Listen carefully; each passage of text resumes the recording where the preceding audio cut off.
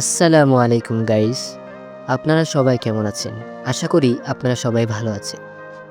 আপনাদের জন্য নিয়ে এসেছি নাঈম আর সাবার হৃদয় কাঁপানো গল্প, সেই কি সত্যি মারা গিয়েছিল সিরিজের শেষ পর্ব। চলুন আর দেরি না করে পর্বটি শুরু করি। দুদিন পরে আবার ম্যাচ হয়। সেই ম্যাচে রায়হান ইচ্ছে করে ডাক মারে। এইবার ও মেয়েটি ডাকে। এই যে হ্যালো, হে, বলুন। আজ ১০০ টাকা দেন। কি প্রতিদিন টাকার পরিমাণ বাড়ে নাকি? হ্যাঁ, আজ ১০০ টাকা বাজি ধরছিলাম যে আপনি ডাক মারবেন না, কিন্তু ডাক মারছেন। এখন আমার টাকা দেন। আহা হা। রায়হান সেদিনও টাকা দিয়ে দেয়। কিছুই করার নেই তার। সে যেন একদম চুপ, বাচ্চার মতো লাগছে। কি রে, মাইয়া পছন্দ হইছে? দূরও। রায়হানের মাহিকে পছন্দ হয়ে যায় এবং আশ্চর্যজনকভাবে কিছুদিনের মাঝেই তাদের রিলেশন শুরু হয়ে যায়। ভালোই চলছিল তাদের রিলেশন। রায়হান সারা দিন মোবাইল নিয়ে পড়ে থাকত। হঠাৎ একদিন আমাদের পাড়ার বড় ভাই, শফিক ভাইয়ের ছোট ভাই মানে রবির সাথে রায়হানে ঝগড়া লাগে। ঝগড়ার কারণ সে মাহিকে টিজ করছে। এক পর্যায়ে রায়হানের রাগ বেশি হয়ে গেলে সে খুন করে ফেলে। খুনের ঘটনাকে সহজেই সে চাপা দিয়ে দেয় অ্যাক্সিডেন্ট বলে। কিন্তু সবচেয়ে কষ্টের বিষয় হল, কিছুদিন পর শফিক ভাই চুপ থাকেনি। তার ভাইয়ের মৃত্যুর কারণ শুনে সে চুপ করে থাকেনি। সেদিন খুব বৃষ্টি হচ্ছিল কলেজে। রায়হান আর আমি বসে চা খাচ্ছিলাম। হঠাৎ পিছন থেকে চেঁচানোর আওয়াজ আসে। রায়হান! আমরা যখন পিছনের দিকে তাকাই তখন দেখি মাহি দৌড় দিয়ে আসছে। হঠাৎ ঠাস করে একটা আওয়াজ হলো। আওয়াজটা ছিল গুলি করার। হ্যাঁ, পিছন থেকে শফিক ভাই গুলি চালাইছিল মাহির ওপর।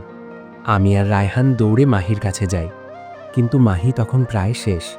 রায়হান মাহিকে উঠাতে যাবে তখনই মাহি বলে ওঠে, রায়হান, আমি আর বাঁচব না, কিন্তু যাওয়ার আগে এইটুকুই বলে যাই, প্লিজ তুমি এই মারামারি দুনিয়া থেকে বেরিয়ে যাও। আর আমার কসম, তুমি আমার মৃত্যুর প্রতিশোধ হিসেবে কিছুই করবে না। আর হ্যাঁ, খুব সুন্দর একটা মেয়েকে নিয়ে সুখে থাকবে। আমি সবসময় তোমার পাশে থাকব। এই বলে মাহি মারা যায়। শফিক ভাই রায়হানকে কিছুই করে না, শুধু এইটুকু বলে যায় যে, দেখ, নিজের কেউ মরলে কেমন লাগে। আচ্ছা, এই গল্পের সাথে আমার কি সম্পর্ক? তা তুমি পরে বুঝবে সাবা।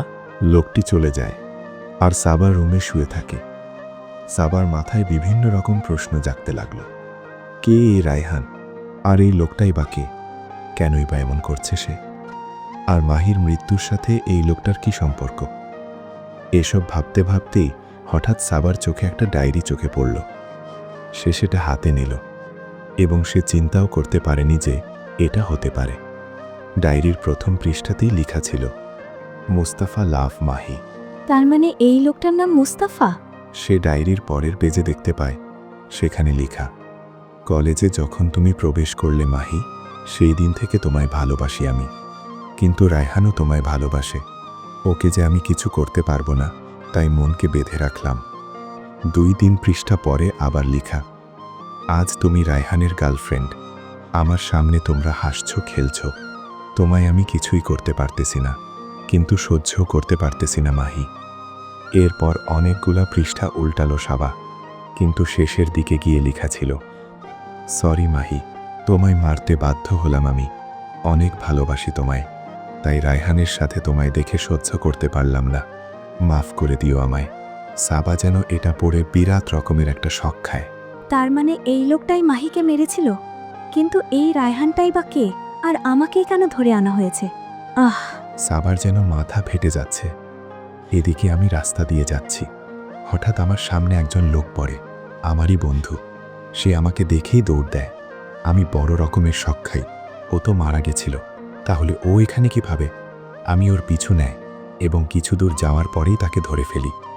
কিরে, দৌড়াচ্ছিলি কেন? আর তুই না মারা গেছিস? ভাই ভাই আমায় মাফ করে দেন। কি করছিস তুই? বল। আসলে ভাই, তারপর সে আমাকে এমন কিছু বলে যা শুনে আমার মাথা খারাপ হয়ে যায়। এই কি করে সম্ভব?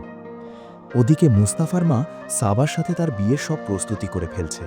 কে রে মা, তোর মন খারাপ লাগতেছে? না আন্টি, সমস্যা নেই। আরে, তুই আমায় মা বলেই ডাকতে পারিস। আর দুদিন পরেই তো আমার বৌমা হবে। আর হ্যাঁ, তোর মা বাবাকেও আমরা মানিয়ে নেব। এই বলে মুস্তাফার মা চলে গেল। বাড়ির সবাই বিয়ের প্রস্তুতি নিচ্ছে, আর সাবা শুয়ে শুয়ে জিহানের জন্য কাঁদছে। আজ হয়তো সে জিহানের কাছে থাকত, কিন্তু জিহানের কি সাবার কথা একটুও মনে পড়তেছে? সাবা কাঁদছে, কিন্তু সেই কান্না তো জিহানের কান পর্যন্ত পৌঁছাচ্ছে না। আমি জিহানকে ছেড়ে দিছি, সবার মতো সেও জেনে গেছে যে সাবা মারা গেছে। এরপরে আর তাকে দেখা যায়নি। আজ সাবা আর মুস্তাফার বিয়ে, সবাই খুব খুশি। কি ভাবি, তুমি রেডি হচ্ছ না কেন? চলো আমি রেডি করে দেই তোমায়। সাবার হবু ননদেরা সাবাকে রেডি করতেছে। পার্লার থেকেও লোক আসা শুরু হয়ে গেছে। সব সাজগুজ শেষ। সাবা বসে আছে মুস্তাফার সামনে, কাজী সাহেবও আছেন। এমন সময় হঠাৎ সদর দরজা থেকে প্রবেশ করলাম। থামুন মিস্টার আনিস মুস্তাফা রনি সাহেব। না, তুমি? হ্যাঁ, আমি রায়হান খান নাইম ইস কামিং।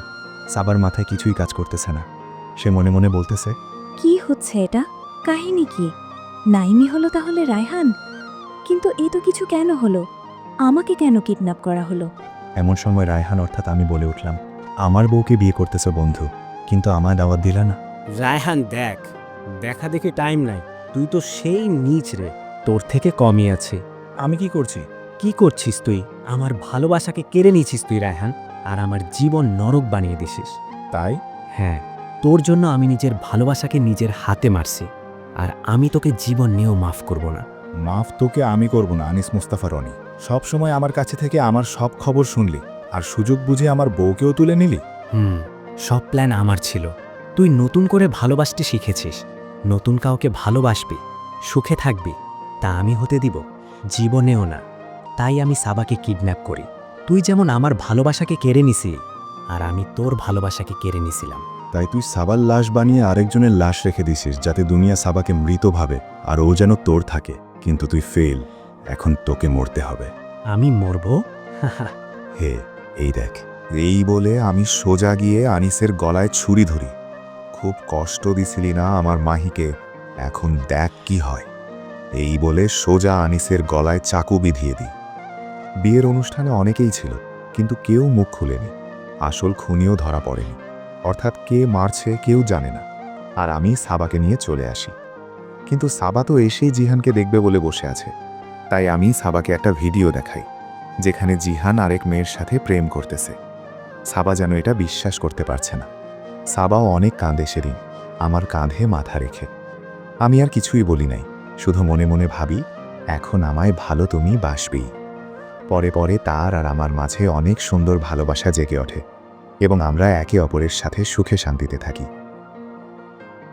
ধন্যবাদ ভাই বোনেরা। আশা করি এই গল্পের নীরব ভালোবাসা ও অনুভূতি আপনাদের হৃদয় স্পর্শ করেছে। ভালোবাসা আর স্মৃতির এই সফরে আমাদের সাথে থাকুন। আল্লাহ হাফেজ।